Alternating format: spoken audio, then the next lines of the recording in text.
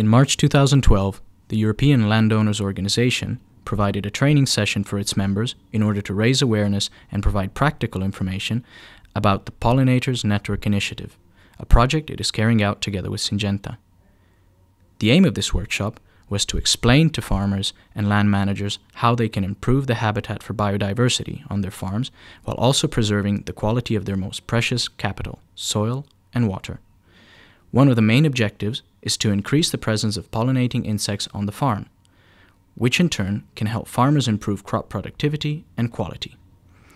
The morning session was devoted to introducing the project and explaining the general concepts behind the implementation and management of biodiversity-rich farmland habitats.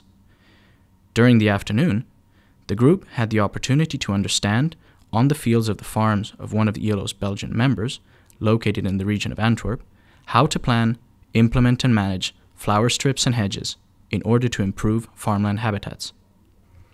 Syngenta expert Jeff Coates took us on the field and explained where and how he would implement the different landscape features in order to have the maximum effect at minimum cost and effort.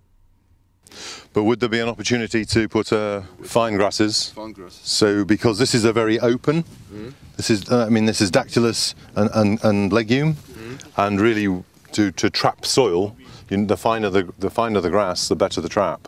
What I would suggest for this spring would be to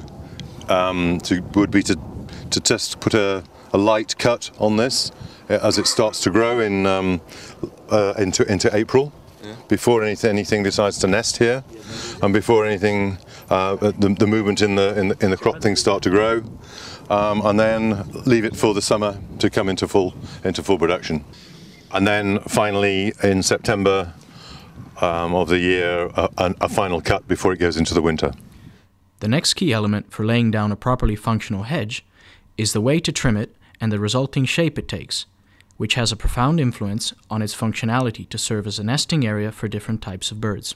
I think what you've got to do is you've got to have the heterogeneity of different hedge cutting heights across the whole farm, because you'll have certain species, certain birds like to have them as points to actually sit on and sing from their territories, and certain bird species would like a very tall hedge, others like a short hedge. So you need a mixture, and particularly whether it's north-south facing hedges or an east-west growing hedge, you need to be cutting them at different heights to give that different opportunity for the different species to live on the farm.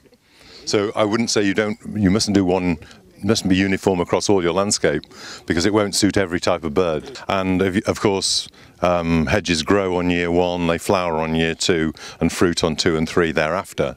And so we want to be building that into our cutting regime on our farm. We don't want to be making the place look very tidy and cut it every year, which might be pleasing to certain people's eyes, but it isn't any good for birds, because we're not getting any fruit, and we're reducing the cover in the hedge as well. If we tend to put it with a flat-topped hedge, and some people do that, it allows the corvids to the crow to walk along the top and look down into the hedge, and so they can get a supply of easy eggs to be picked up from the small birds that are nesting there. So if you can shape it to an A with a broad base, that would be an ideal. That would be my recommendation for managing that hedge. The discussion then moved on to the implementation and management of pollinator strips. I think experience would say that one would start into a new habitat, a new strip, rather than, because working into grass is always a difficult establishment. So I would always recommend either taking the old grass out and renewing it, putting it from scratch. Yes, absolutely. Some recommendations were given on the size of strips to use for this type of practice. We always say a minimum of 2 meters, no smaller than 2 meters. No smaller than 2 meters. Then it can be multiples of whatever your drill on the farm has. If the farm has a 3 meter, 4, 6, 8 meter drill, it can be a multiple of those. And a lot will depend on your agri-environment schemes as well, what they stipulate, and we must abide by those.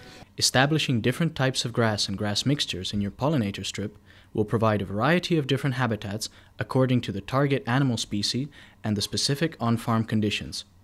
That deer lawn mixture that we were talking about this morning, which is basically a number of grasses plus some herb-rich perennial mixtures in there, and that would be perfect for roe deer, to bring roe deer onto the farm, and could be sown instead of a tussocky grass mixture against the side of a hedge. It would be another substitute for that. And you could actually add a flower element to some of these habitats. It was my first comment this morning in my presentation that flower is missing from such a habitat as this. And you commented it was a green desert when we came. There are a number of other options you could look at. I mean, there is obviously, you're using mustard. Phacelia is another option, provided you can get that established early enough. Things like Samphoin onybricus. Samphoin is it's another soil conditioner. It would hold. It's another catch crop. It's another opportunity to put some nitrogen and some.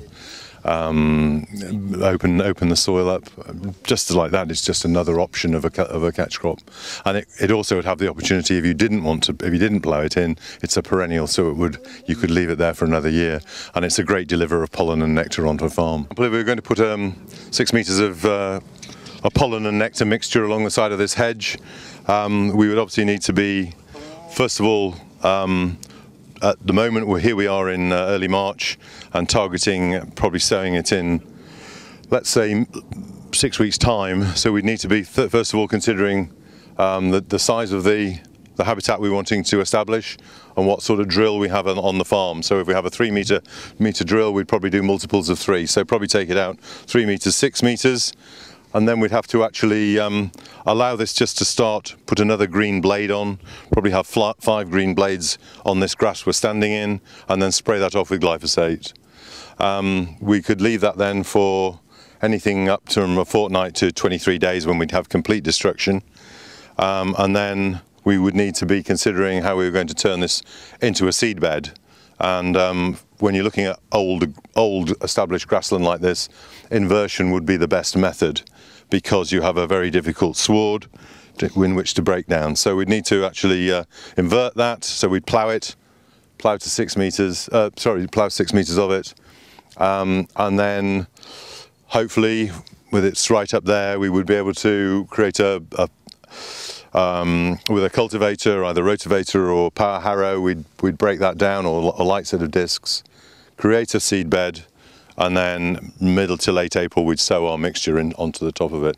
And finally, always into that situation to prevent movement of soil or wind blow, ring roll. That's a Cambridge roll.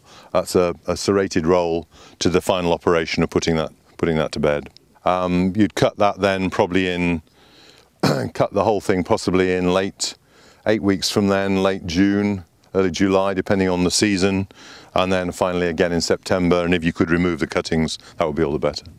And then next year it would be away, and you've probably got 15, 20 years of growth there, with just an autumn cut necessary to keep that habitat in order. And that will do everything. That'll bring farmland birds. It'll bring invertebrates. It'll bring bees, pollinators, butterflies, carabid beetles. Everything will live in that sort of habitat. Brown hares will keep their leverets in it. Deer will graze it. It's a very multifunctional habitat, really. Besides giving instructions and recommendations, a good part of the on-farm training session was dedicated to discussing with the landowner current practices, obstacles and opportunities, and how these multifunctional strips can be best fitted in the current farming system.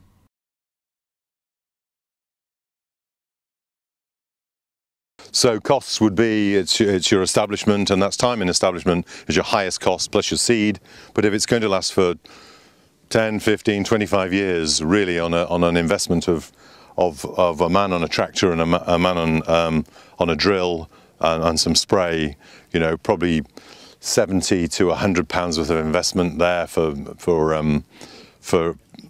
your man and your spray, and then a day on a tractor 160, and then your seed 170, and then it's going to, if you break that down over a long period of time, it's almost negligible for the subsidy that you're going to get back in. The final option discussed was how pollinator strips can act as buffer zones between forests and farmland. We really want to move to bring a number of different habitats close to the forest. So we would look actually at obviously leaving the bank here in its present form. Then we have the road would act as a dry area for birds to dry out on. And then we'd move into the arable situation into the field.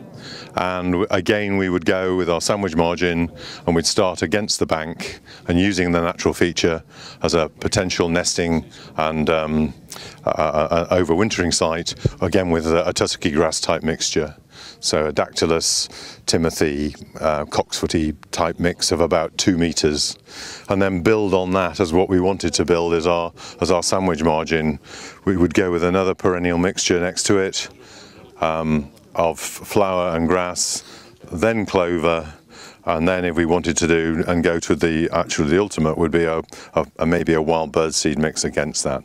But the outer edge has to be annual, so you can manage that and move it per year, and then you come progressively towards the living feature, this bank, as perennial mixtures that would be permanent and would stay indefinitely.